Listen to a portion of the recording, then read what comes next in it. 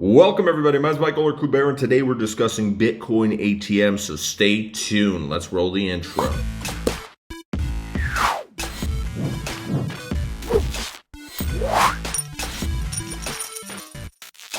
So we're approaching 2021. Pretty soon it's October, 3 more months remaining of this year. We had a lot of things going on and most of them were pretty bad, but I actually consider this to be a pretty good year. There's new billionaires, there's lots of money flowing in, there's DeFi all over the place. Crypto's kind of exploding. Bitcoin's at $11,000. It's had a little bit of a drop off. It was chilling at 10,000, 10,500 for the past week, but that's okay. We're not too worried about that. Ethereum also was kind of down in the dumps for a little bit, but it wasn't anything major. People who were freaking out, that's just FUD. That's okay. Me personally, I'm not invested in DeFi and I'm still learning about it. We're going to be researching about it. So despite the fact that there's a lot of YouTubers, there's a lot of news outlets, everybody's like DeFi, DeFi, DeFi, DeFi. I'm excited about it too. Don't worry, you guys are going to get your videos. But sometimes you have to go back to the basics. And one of the easiest ways to make money is to provide a service. There's a gold rush. Well, who made money? Either the people who got there first or the people who were providing a service or offering tools for the people who were following afterwards. They wanted to get just as rich as the first wave. Well, same thing in crypto. So either you got rich because you were an early investor, or the main people who are getting rich right now are the entrepreneurs who are building companies. Some of them are super high tech. Others rely on the basics. People still want to buy Bitcoin. People still want to buy cryptocurrencies. Where do they get them? Bitcoin ATMs are growing rapidly. The total number of Bitcoin ATMs has surpassed 10,000. So we know in crypto 10,000 is this magical number. As soon as Bitcoin surpassed $10,000, people were freaking out.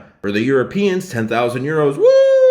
According to a study, the amount of Bitcoin ATMs this year has actually risen 87%. So in September 2019, there was 5,336 ATMs that were recorded. In 2020 alone, nearly 3,900 new ATMs were added. Currently, there's 10,014 ATMs in 71 countries, including Poland. Not all the ATMs support altcoins, but a large majority of them do, and the ATMs will definitely differ. I've seen small little ATMs at burger joints. I've seen giant ATMs that offer, in Europe, for example, they can give you euros, they can give you multiple currencies to choose from, and that's pretty cool. There's ATMs in America that take nice little pictures of you, and they're gonna identify you for the IRS, so that's always a fun feature. Just between January and September, in that same study, there was a 67% increase in 9 months. And currently, out of all the countries out there, out of all 71, the United States of America is leading and finally in something good. So let's forget about the pandemic. There's currently 7,800 Bitcoin ATMs and they're available in all states. Canada comes in second with 869 machines, so they're approaching 1,000, probably will beat it maybe this year, maybe the beginning of next year. And out of all cryptocurrencies, some support stable coins, and the ones that do support altcoins, the most popular major cryptocurrencies that they support is Bcash, Ethereum, Dash, Litecoin, Zcash, Monero, Doge, which is crazy, but some of them do support it, Ripple, and Tether. So a lot of people are excited for them to come more to Europe, and this is exactly what I was thinking. I moved from Warsaw to Wrocław, and I personally want to get involved in this as well. I've been thinking and researching about this for the past few weeks. I've had this idea for quite a long time, but there's a lot of issues that go into this, just as normal ATMs, just as a vending machine. If you don't have a business registered, you have to register, you got to pay taxes. I know it's pretty crazy, but even a vending machine has taxes to it. And even a Bitcoin ATM where we don't really like our crypto taxes,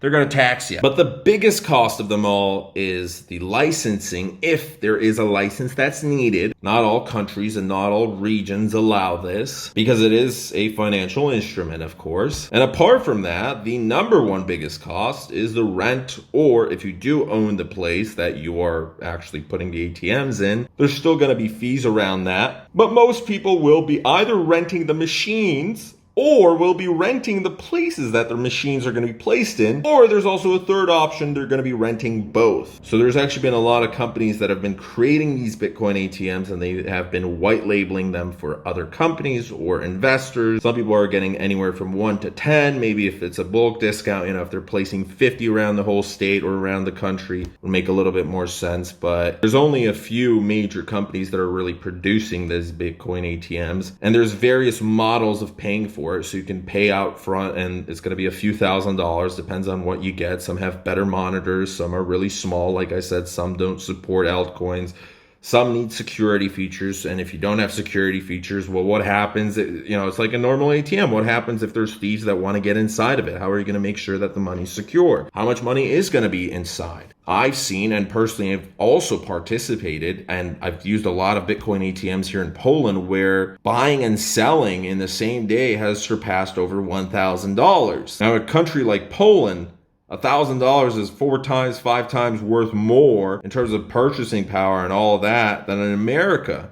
I'm sure there's a lot of more riskier countries, for example, like Ukraine or Albania or Macedonia, or in Asia or in Africa, where $1,000, you don't want to get robbed for that. And obviously there's going to be a lot more. So what happens if there's a bunch of people who have $1,000 transactions? Suddenly got $10,000, $20,000. So there's a lot of small issues, but there's still opportunity. And in your area, you have to check. The reason I want to get into this is I realize there's some ATMs in my area, but they're not really in great spots. The problem is most of them are in malls.